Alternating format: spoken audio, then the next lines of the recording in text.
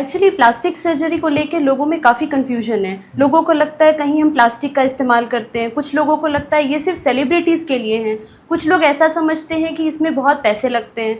तो मैं आपको बताना चाहूँगी कि प्लास्टिक सर्जरी जो शब्द है ये बेसिकली ग्रीक शब्द से आया है जिसका बोलते हैं प्लास्टिकोस।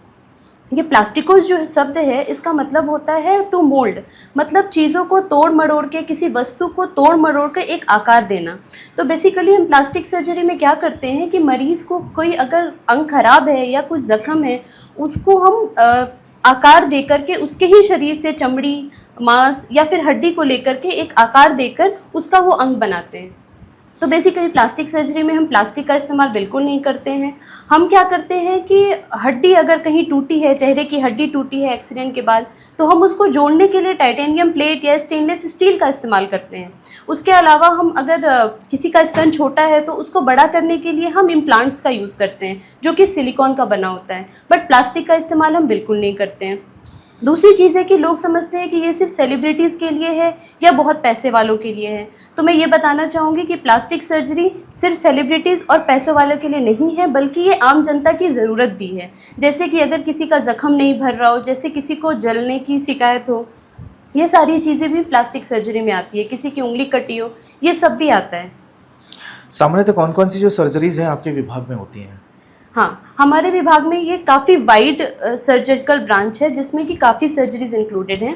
जैसे कि जन्मजात होने वाली विकृतियाँ, जिसमें क्या होता है जब शिशु पैदा होता है तो उसके साथ साथ उसमें काफ़ी विकृतियाँ पैदा होती है, जैसे कि तालू का कटना, जैसे कि ओंठ का कटा होना, चेहरे का बड़ा होना, सर का बड़ा होना, उंगलियाँ साथ में चिपकी हुई होना, 5 से अधिक उंगलियाँ होना, इवन लिंग से जुड़ी हुई विकृतियों का भी इलाज प्लास्टिक सर्जरी में होता है। उसके अलावा हम बर्न्स को डील करते हैं। बर्न्स मतलब जले हुए मरीज़ को डील करते हैं, जैसे कि किसी भी तरह से जले हुए मरीज़ हो गए, जैसे इलेक्ट्रिसिटी से जल जाते हैं मरीज़, गर्म पानी गिरता है उससे जल जाते हैं। उसके अलावा जो उससे होने वाली विकृतियाँ पैदा होती हैं, चमड़ियों का सिकुड़ जाना बर्न के बाद, उससे डील करते हैं। उसके अलावा हो गया कॉस्मेटिक सर्जरी।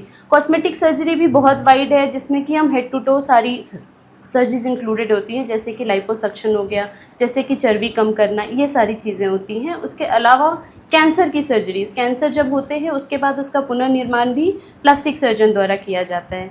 डायलिसिस के लिए जो एवी फिस्टुला बनाया जाता है वो भी प्लास्टिक सर्जन बनाते हैं।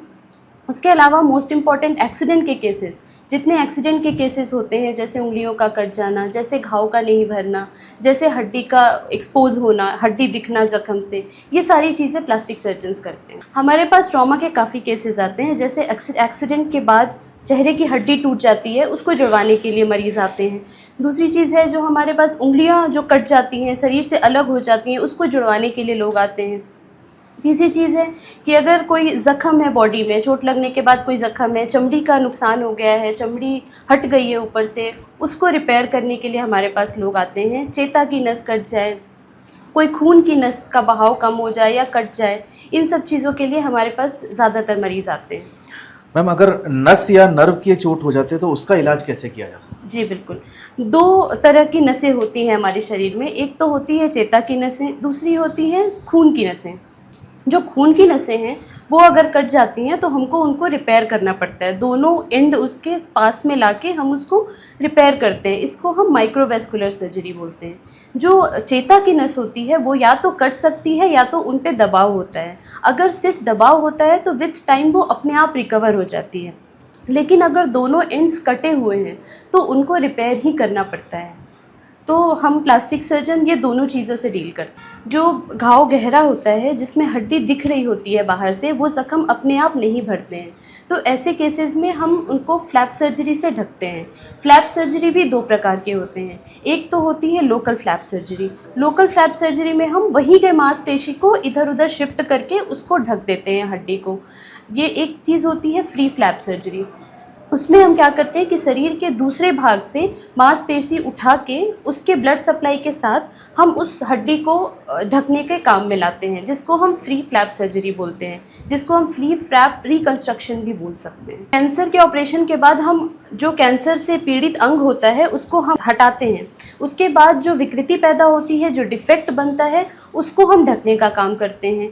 ये इसलिए ज़रूरी होती है, इसमें 2 चीज़ें होती हैं। एक तो मरीज़ को फंक्शन, जैसे कि चबाने की प्रक्रिया होती है, जैसे कि निगलने की प्रक्रिया होती है, बोलने की प्रक्रिया होती है, उसके लिए ज़रूरी है। और दूसरी चीज़ होती है कि बाहर जो गड्ढा होता है उसको ढकना।